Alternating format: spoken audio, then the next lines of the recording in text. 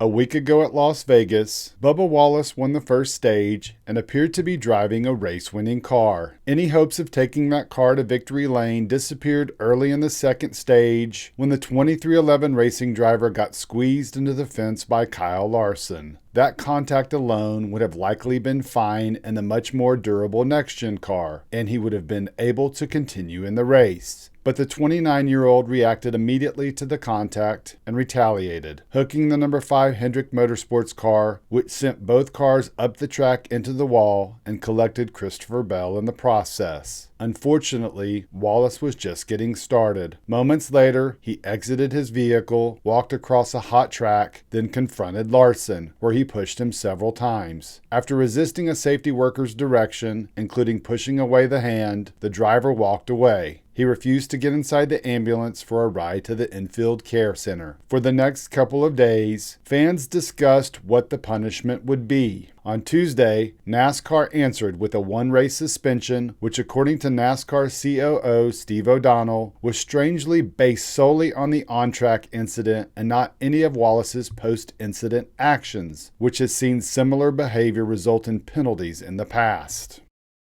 Our actions are really specific to what took place on the racetrack. And when we look at, how that incident occurred, in our minds, really a dangerous act. We thought that was intentional and put other competitors at risk. And, as we look at the sport and where we are today and where we want to draw that line going forward, we thought that, definitely crossed the line. And that's what we focused on in terms of making this call. While there was plenty of debate before the punishment, it only intensified after NASCAR's announcement, with fans arguing for and against the governing body's decision. During an episode of Motor Mouse, Kyle Petty joined the conversation and bluntly said NASCAR got it all wrong. And that's what I say. He should have been suspended for the rest of the year. Wow. Rest of the year. Okay. He drives for Denny Hamlin, who has been vocal about safety. His teammate, the only reason he's in the 45 car is his teammate's career was all but ended because of an accident in this car that the drivers have vocalized that it needs to be safer. He turns a guy in the right rear into the outside wall intentionally. Steering brake, that's laughable. Okay, turns a guy into the outside wall, then walks across the racetrack. First, you intentionally wreck somebody. That's a suspension. He's walking across the racetrack and cars are going by him on both sides. That's not safe. That should be another suspension. Physically confronts a driver, shoves him. That's a physical confrontation. If I do that on the sidewalk, I'm in handcuffs somewhere, okay? So he physically confronts this driver, shoves an official, doesn't get in an ambulance, walks back to the pits, and then stands in bold-face, tells a fib, I'm being nice, to my man here, Marty Snider, who did a great job in your interview. I will give you that. So the lesson should be the rest of the year. Just the rest of the year. And that's just me.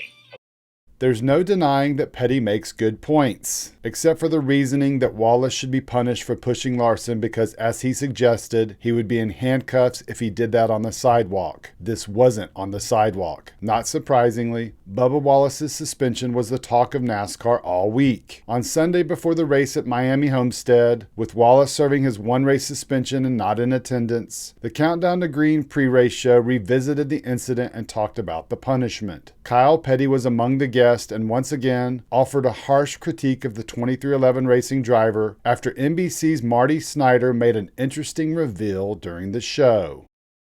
Would have been even better. Let me just say, though, crew chiefs get 4 weeks.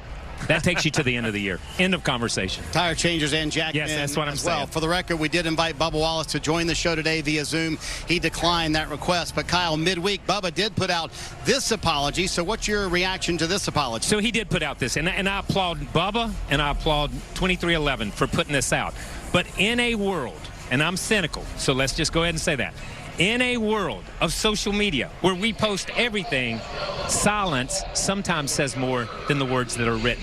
And we have heard nothing from Bubba Wallace since this incident happened. We have heard nothing publicly until yesterday. Denny Hamlin finally spoke up, and kudos to Denny Hamlin for speaking up on behalf of 2311. But the silence from that camp has been deafening. Petty mentioned Hamlin's remarks from the day before. Here's a brief snippet of what he had to say. think he understands the bigger picture, and I kind of explained to him, it's tough when you got a big M on your back and you're walking down the infield. It's just a bad look for us. You know what else is a bad look? Having your driver decline an interview. Wallace missed an opportunity that would have likely worked in his favor. He could have stepped up and answered questions in a controlled setting like Zoom, as Snider suggested, and explained himself. When it was over, he could have said that was the last time he was talking about the situation and was moving on. That single move would have allowed him to avoid answering questions from reporters going forward, and he could have simply referenced his previous comments on the NBC broadcast. Instead, he's prolonged his agony. Now, this week at Martinsville, he will have to address those questions from a group of reporters who will pepper him from a variety of angles. There's just no getting around it. And it's a pretty good bet, whatever Wallace has to say, Kyle Petty will have a response.